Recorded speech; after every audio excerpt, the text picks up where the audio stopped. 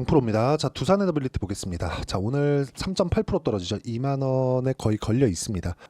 일단 두산그룹의 인수합병에 대한 문제, 그런 부분이라고 생각을 하시는 분들도 있고, 재료가 나왔기 때문에 재료 소멸이다 이렇게 생각하시는 분들도 있을 것 같습니다. 근데 제가 명확하게 말씀을 드리지만 주식시장은 앞으로 좋아질 만한 내용을 선반영합니다. 무슨 얘기냐? 체코 관련된 내용은 주가에 어느 정도 반영이 되어 있었다고 해석을 하는 게 맞습니다. 저 같은 경우에도 정확하게 25,000원에 이렇게 정확하게 매도한 건 아니에요. 어저께 일단 매도를 하기는 했습니다. 제가 왜 매도를 했는지, 그리고 앞으로 주가가 어떤 움직임을 나타낼 수 있는지 그 부분에 대해서 이야기를 드릴 건데, 가장 중요하게 보셔야 될 내용은 주식시장은 가격이 먼저 선반영한다. 요 세 가지입니다. 요 내용만 기억하고 있더라도 당장에 내가 수익을 못 볼 수 있어요. 그런데 내가 중요하게 생각해야 되는, 내 계좌가 꾸준하게 우상향할 수 있는 그런 상황을 만들어낼 수 있습니다. 그러기 위해서는 가격 기준에서 봐야 됩니다. 자, 그럼 제가 일단 어떻게 매매를 했는지 그 내용부터 보여드리도록 하겠습니다. 두산 에너빌리티, 자, 내용 보면 어저께 제가 매도한 가격은 21,500원 정도 됩니다. 21,450원에 찍혀 있고 수익은 4% 정도밖에 못 봤어요. 어저께 고저차가 상당히 많이 나왔기 때문에 보통 한 23,000원, 4,000원 정도에는 매도가 됐어야 되는데, 저 같은 경우에도 기대한 바가 있었기 때문에 약간 좀 매도가 늦었어요. 그런 부분이 아쉽지만 어쨌든 그쵸, 실수가 나왔는데도 불구하고 수익 구간을 만들어냈다는 점, 이게 중요하고, 이런 상황을 만들기 위해서는 올라가는 구간에 공략했었다는 게 중요합니다.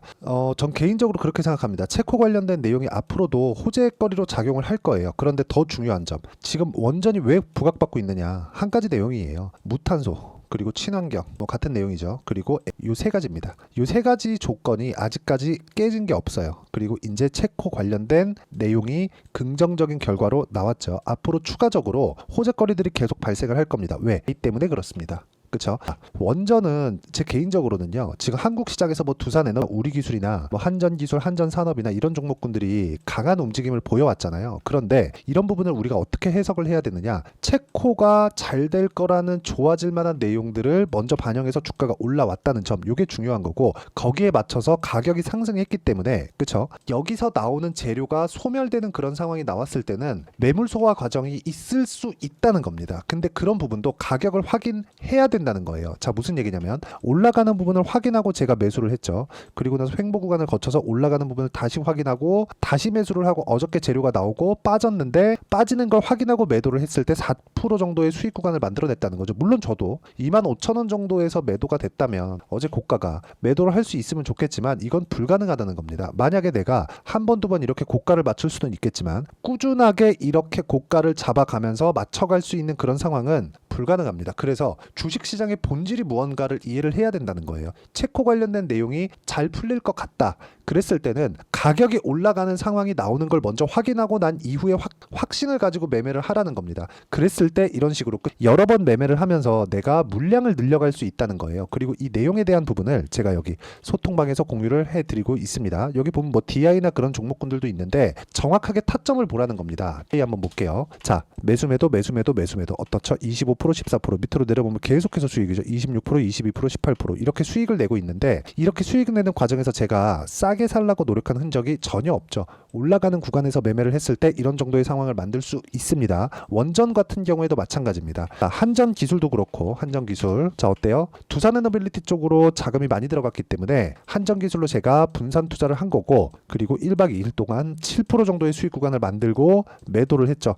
두산에너빌리티로 조금 아쉬웠지만 한전기술로 이어왔고요. 그리고 더 강했었던 한전산업 같은 경우에도 어떻습니까? 매매를 지속적으로 확인하고 매수를 이어온 결과 어저께 매도해서 15% 정도의 수익 구간을 만들어냈다는 점이 중요합니다. 그리고 이 내용에 대한 부분은 제가 여기 소통방에서 공유를 해드리고 있으니까, 매매할 때 내가 가격 기준에서 잘 모르겠다, 어떤 식으로 가격을 잡아야 될지 잘 모르겠다 하시는 분들은 소통방으로 들어오시면 되고요. 소통방은 무료로 진행하고 있으니까 구독과 좋아요 눌러주시고요. 상단에 있는 전화번호로 구독 또는 소통이라고 문자 보내주시면 소통방 입장 링크를 순차적으로 공유를 해드리도록 하겠습니다. 어떤 식으로 매매 진행이 되는지 그 부분에 대해서 제가 이야기를 드렸던 거고, 그리고 정확하게 보셔야 되는 내용은 타점을 보자는 겁니다. 자, 두산에너빌리티를 이야기를 드리고 있으니까 다시 보면 올라가는 부분을 확인을 하고 갭까지 발생하면서 거래를 크게 터뜨렸습니다. 어저께도 보면 아쉬워요. 많이 아쉽습니다. 근데 매매를 하는 과정에서 아쉬운 부분은 앞으로도 지속적으로 나올 수밖에 없고, 이 구간에 맞춰서 매매를 하는 방법은 철저하게 가격 기준에서 봐야 된다는 게 중요한 거지, 우리가 어떤 식으로 판단할지에 대한 내용 자체가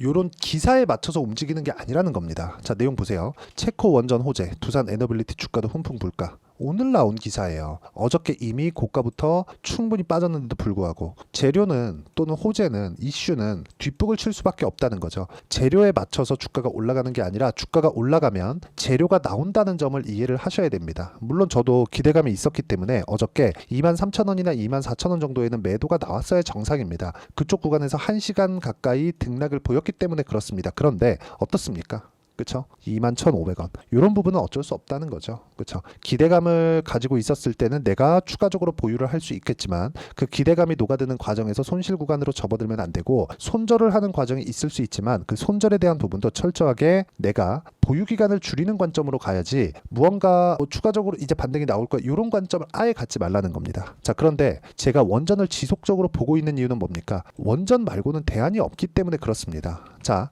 체코에서 15년 정도 만에 원전 수출에 성공을 했죠. 이건 첫 번째 수출 실적이 됩니다. 그리고 지금 미국과 중국이 움직이고 있는 그런 상황이 되기 때문에 원전 시대는 다시 돌아왔다고 볼 수가 있고요. 그리고 원전 말고는 사실상 대안이 없기 때문에 그런 부분을 가격이 반영해 가는 겁니다. 두산 에너빌리티만 보면 뭐 지배구조 이슈도 있고, 그리고 여러 가지 좀 불편한 내용들이 있는 것도 사실이지만, 이쪽 구간에 맞춰서 우리가 어떻게 가격을 보고 매매를 해야 되는지는 반등을 확인하고 나서다. 그쵸? 다음 주면 어느 정도의 반등 구간이 나올 거고, 그리고 지배구조를 재편하는 과정에서 29,000원 정도의 매수 청구권이 있기 때문에 지금 가격은 안전한 가격이라고 볼 수 있지만, 보유 기간을 줄이기 위해서 우리는 확인하고 매매하는 걸 추천드리고요. 그리고 확인하는 과정에서 제가 여기 소통방에서 공유를 해드리고 있으니까, 그쵸? 가격을 잘 모르겠다 하시는 분들은 소통방에 들어오시면 되고, 소통방은 무료로 진행하고 있으니까 상단에 있는 전화번호로 구독 또는 소통이라고 문자 보내주시면 소통방 입장 링크를 제가 순차적으로 공유를 해드리도록 하겠습니다. 자, 어떤 식으로 매매가 진행되는지 그 부분에 대해서 이야기를 드렸고, 이렇게 가격 전략을 잡고 가는 내용에 대한 부분을 여기 두산 에너빌리티의 단기 보유 전략으로 제가 내용 준비를 해놨고요. 단기 보유 전략은 2주입니다. 2주 동안 어떻게 수익 전환을 시켜야 되는가, 그렇게 하기 위해서는 가격대를 어떻게 잡아야 되는가, 그 내용에 대한 부분이고, 단기 보유 전략을 활용해서 제가 두산 에너빌리티의 실시간 타점을 문자로 공유를 해드리도록 할 테니까 상단에 있는 전화번호로 두산이라고 문자 보내주시면 단기 보유 전략과 실시간 타점을 문자로 공유를 해드리도록 하겠습니다.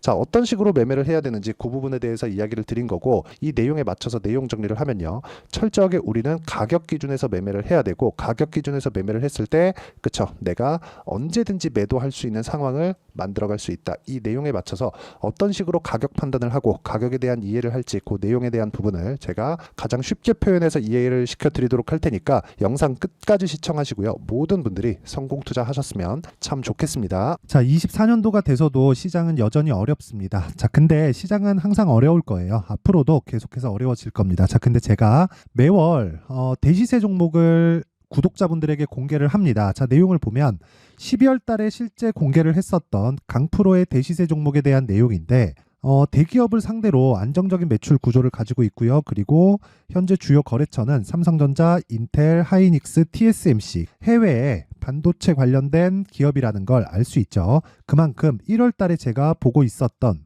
종목은 반도체 관련주라는 걸 알 수 있습니다. 공개를 해드리면 이 내용입니다. 여기 어보브 반도체, 그쵸? 실제 제가 거래한 내용을 공개를 한 거고요. 수익에 대한 크기를 보면 공략한 시점, 제가 가격대를 함께 공개를 해드렸는데 공략한 시점부터 21%의 수익 마감이 된 것을 확인해 볼 수가 있습니다. 자, 근데 지금도 마찬가지입니다. 지금은 어떤 이슈가 있을까요? 2월 달에 발표한다는 기업 밸류업 프로그램이 있죠. 근데 그걸로 인해서 지금 2월 달에 발표한다고 이야기가 나온 상황이고요. 무엇보다 우리가 생각해야 될 내용은 한 가지입니다. 어떤 이슈나 그리고 어떤 상승할 수 있는 내용으로 인해서 주가가 올라가는 것은 맞죠. 하지만 가격이 먼저 반영한다는 걸 반드시 알고 있어야 되고, 그런 내용에 대한 파악이 되었을 때, 그쵸? 여기 어보브 반도체처럼 21%, 그쵸? 대략 3에서 4일 동안 20% 이상의 수익을 먹을 수 있고요. 그리고 여기 HLB 같은 종목처럼 대략 일주일이 채 되지 않는 기간 동안 30%의 수익을 낼 수 있습니다. 자, 그러면 답은 나왔어요. 재료에 대한 부분보다 중요한 게 가격이다. 자, 근데 지금 시장에 쏠려 있는 게 뭐죠? 2월 달에 발표하는 기업 밸류업 프로그램에 대한 내용이죠. 자, 그러면 우리가 이쪽에다가 지금 집중을 해야 될까요? 그 내용을 한번 보겠습니다. 기아차의 차트를 보면요. 1월 24일 날 정부단에서 입김을 불어넣은 이후에 시세가 강하게 발생한 것처럼 보이지만 애초에 12월 달부터 신고가를 달성했다는 걸 확인할 수 있습니다. 자, 그러면 우리가 스케줄을 따져봤을 때 우리가 어디를 봐야 될까요? 4월 달 총선을 봐야 됩니다. 드디어 때가 온 거죠. 4월 달 총선이 끝나면 그 뒤엔 뭐가 있죠?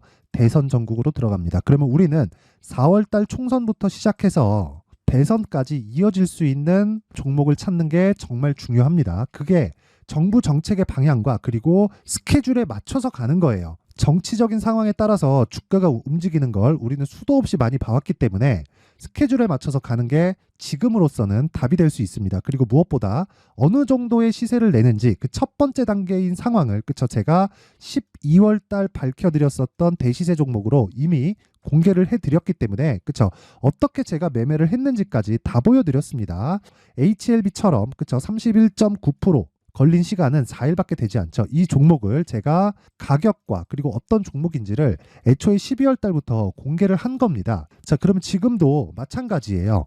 앞서서 제가 말씀드렸었던 23년도에 했었던 여러 가지 종목들이 있죠. 한미반도체 같은 종목들도 여기 소통방에서 모두 공개를 해서 실제로 10,000원부터 60,000원까지 상승한 내역이 있고요.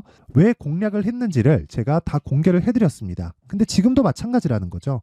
정부 정책의 방향에 맞춰서 또는 선거 스케줄에 맞춰서 매매를 이어가야 될 때가 됐고요. 제가 총선 관련된 큰 시세가 나올 수 있는 대시세 종목을 준비를 해놨습니다. 길게 말씀드리지 않겠습니다. 모든 종목들은 신고가를 달성하면서 대시세 준비를 하게 되고요. 신고가를 공략했을 때 내가 시장에 주도주를 잡을 수 있는데 지금은 총선에 집중하는 게 맞다. 그래서 총선 관련된 그리고 대선까지 이어질 수 있는 종목을 준비를 해놨는데 지금부터 준비를 하셔야 나중에 고가에 올라가서도 꾸준하게 매매를 이어갈 수 있습니다.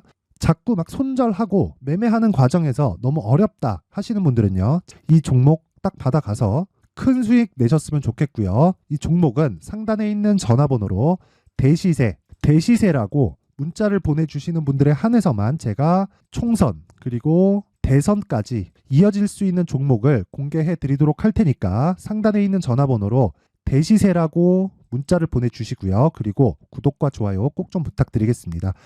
시장은 정말 어렵습니다. 자, 그래서 모든 분들이 성공 투자하셨으면 좋겠고요.